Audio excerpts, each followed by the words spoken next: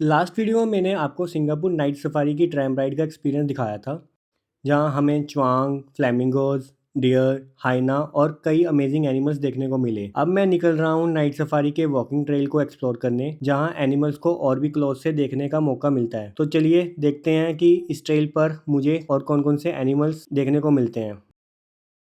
ये है night safari का मैप। तो ये गाइस अब यहाँ एंट्री कर लिया मैंने। चलो अब हम चलते हैं आगे।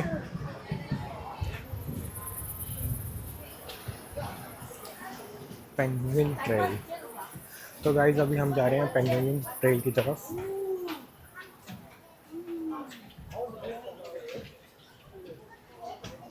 अब मैं आ गया हूँ पेंगुइन ट्रेल पर।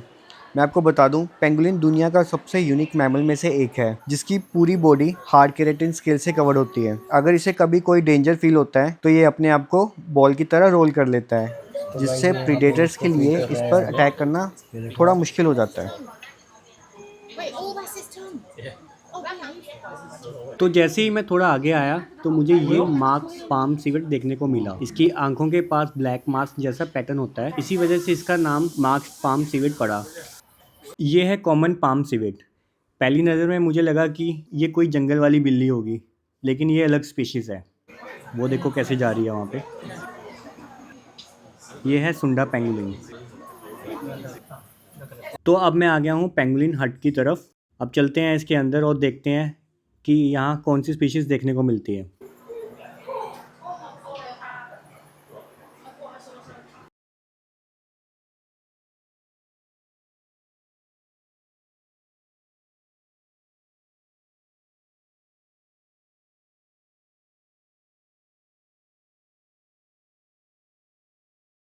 थोड़ा आगे बढ़ा तो मुझे मिला ये बफी फिश आउल। नाम से ही समझ आ रहा है कि ये ऑल स्पेशली मछली का शिकार करता है। ये बिल्कुल साइलेंटली फ्लाई करता है और बिना आवाज के पानी के किनारे बैठकर फिश का वेट करता रहता है। इंटरेस्टिंग फैक्ट ये है कि अपना पूरा बॉडी पानी में नहीं डालता, सिर्फ अपना पैर पानी में डाल के फिश पकड़ लेता है।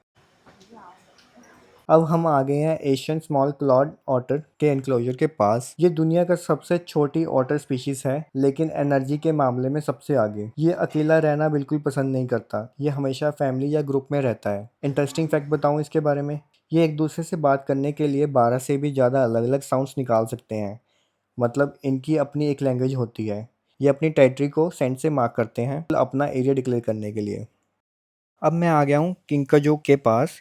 ये देखने में तो मंकी जैसा लग रहा है, तो आपको मैं बता दूं कि ये मंकी नहीं बल्कि राकुन फैमिली का मेंबर है। इसको हनी बियर भी कहा जाता है, क्योंकि जंगल में ये अक्सर मधुमक्खियों के छत्तों से हनी चुरा लेता है। और इसका सबसे यूनिक फीचर है इसकी लंबी प्रिहेंसिल टेल। मतलब ये अपनी पूरी पूंछ को एक एक्स्ट्रा हाथ की तरह यूज़ करता है, जिसकी मदद से पेड़ों पे बैलेंस बनाकर आसानी से क्लाइंब करता है।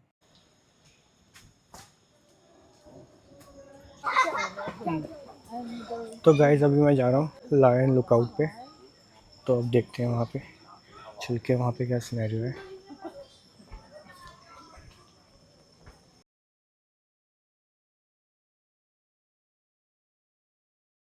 ये है स्ट्रिप हाइनाज। मूवीज़ में हाइना को अक्सर विलेन की तरह दिखाया जाता है, लेकिन रियलिटी काफ़ी अलग है। तो मैं आपको बता दूं, ये नेचर के सफाई कर्मचारी होते हैं, क्योंकि डेड एनिमल्स को खाकर इन्वायरमेंट को क्लीन रखते हैं। इनके पावरफुल जॉज इतने स्ट्रॉन्ग होते हैं कि ये हड्डियां तक तोड़ सकते हैं। इंटरेस्टिंग फैक्ट ये है कि ये ज़ोर ज़ोर से हंसने वाली हाइनाज नहीं है, वो लाफिंग हाइना एक अलग स्पीशीज़ होती है। स्ट्रिप्ड हाइना काफ़ी शाय और अकेला रहना पसंद करती है।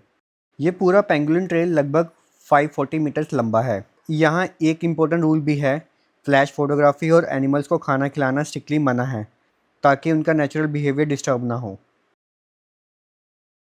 अब मैं आ गया हूँ लेपर्ड ट्रेल की तरफ। ये नाइट सफारी के सबसे एक्साइटिंग ट्रेल में से एक है। यहाँ रात के टाइम एक्टिव होने वाले एनिमल्स को उनके नेचुरल हैबिटेट जैसा इन्वायरमेंट में देखा जा सकता है। और सबसे पहले मुझे दिखा ये पोर्क्यूपाइन। इसके बॉडी पर हज़ारों शार्प किल्स होते हैं, जो आप देख रहे हो इसमें। ये किल्स शूट नहीं करते, लेकिन जैसे ही इन्हें डेंजर फील होता है तो ये इन्हें खड़ा कर लेता है और अटैक करने वाले को काफ़ी बुरी तरह इंजर कर सकता है। यहाँ एक डिस्प्ले भी लगा हुआ है, जहाँ पोर्क्यूपाइन के असली किल्स और डियर के एंटलर्स रखे गए हैं। इन्हें देखकर आइडिया मिलता है कि एनिमल्स अपनी बॉडी को प्रोटेक्शन और सर्वाइवल के लिए कैसे यूज़ करते हैं। ट्रेल के बीच बीच में ऐसे इंटरेक्टिव एग्जिबिट भी हैं जहां बताया गया है कि अलग अलग एनिमल्स अपनी सेंसेस कैसे यूज करते हैं। जैसे स्नेक अपनी फॉक टंग से स्मेल डिटेक्ट करता है और लेपर्ड या दूसरे बिग कैट्स अपनी सेंसिटिव विस्कर्स की हेल्प से अंधेरे में मूवमेंट्स और सराउंडिंग्स को फील करते हैं। लेपर्ड ट्रेल में आगे बढ़ते हुए मैं एक और सेक्शन में एंटर कर रहा हूँ जहाँ हर एनक्लोजर को इस तरह डिज़ाइन किया गया है कि आपको लगे जैसे आप जंगल के बीच से ही गुजर रहे हो। ये देखो गाइस, दे दिया आपको फिर ये गोल भुलैया वाला।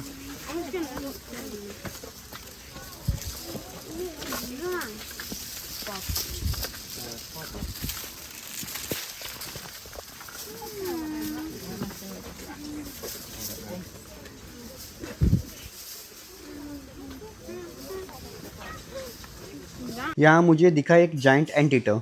ये दुनिया का सबसे बड़ा एंटीटर है और एक दिन में लगभग 35,000 आंट्स और टर्माइट्स खा जाता है। इसके पावरफुल क्लॉज टर्माइट माउंट्स को तोड़ने के काम आते हैं और इसकी लंबी चिपचिपी टंग इंसेक्ट्स को पकड़ने में मदद करती है। जंक्शन पर ऐसे ग्लोइंग डायरेक्शन बोर्ड्स लगे हुए हैं जिससे विजिटर को इजीली पता चल जाता है कि flying fox, porcupine, slow loris और सीवेट वॉकिंग थ्रू जैसे अट्रैक्शंस किस डायरेक्शन में हैं। अंधेरे में भी नेविगेशन काफ़ी इजी है। और ये है एशियाटिक लाइन एनक्लोजर। तो गाइस, अभी हमने लाइन भी देख लिया है, अब चलते हैं आगे। बाकी हमने ऑलमोस्ट सब कवर कर लिया है। चलो अब देखते हैं और क्या रह गया। ये है बिंटूरोंग, जिसे बियर कैट भी कहा जाता है। नाम में बियर और कैट दोनों हैं, लेकिन ये ना ही बियर है और ना ही कैट। ये ज़्यादातर अपनी ज़िंदगी पेड़ों पर ही गुजारता है। और ये है स्लो लॉरिस। देखने में कितना क्यूट लगता है, लेकिन ये दुनिया के कुछ वेनेमस एनिमल में से एक है। इसकी मूवमेंट बहुत स्लो होती है, इसी वजह से इसका नाम स्लो लॉरिस पड़ा। ये पूरी तरह नॉक्टर्नल एनिमल है, मतलब रात में ही एक्टिव रहता है। तो गाइस, इसी के साथ मेरा वॉकिंग टेल का सफ़र यहीं ख़त्म होता है। सच बताऊं, ये एक्सपीरियंस बिल्कुल अलग था और रात के अंधेरे में इतने सारे नॉक्टर्नल एनिमल्स को उनके नेचुरल हैबिटेट के इतना क्लोज देखना काफ़ी एक्साइटिंग है। अगर आप कभी सिंगापुर आओ तो नाइट सफारी को अपनी बकेट लिस्ट में ज़रूर ऐड करना। ये एक्सपीरियंस डेफिनेटली मिस करने वाला नहीं है। तो अगर आपको ये ब्लॉग पसंद आया हो तो वीडियो को लाइक करना और चैनल को सब्सक्राइब करना और बेल आइकन ज़रूर प्रेस कर देना, ताकि मेरी आने वाली सिंगापुर ट्रैवल सीरीज़ का कोई ब्लॉग मिस ना हो। मिलते हैं नेक्स्ट ब्लॉग में और एक नई डेस्टिनेशन और एक नई स्टोरी के साथ। तब तक के लिए बाय बाय, टेक केयर।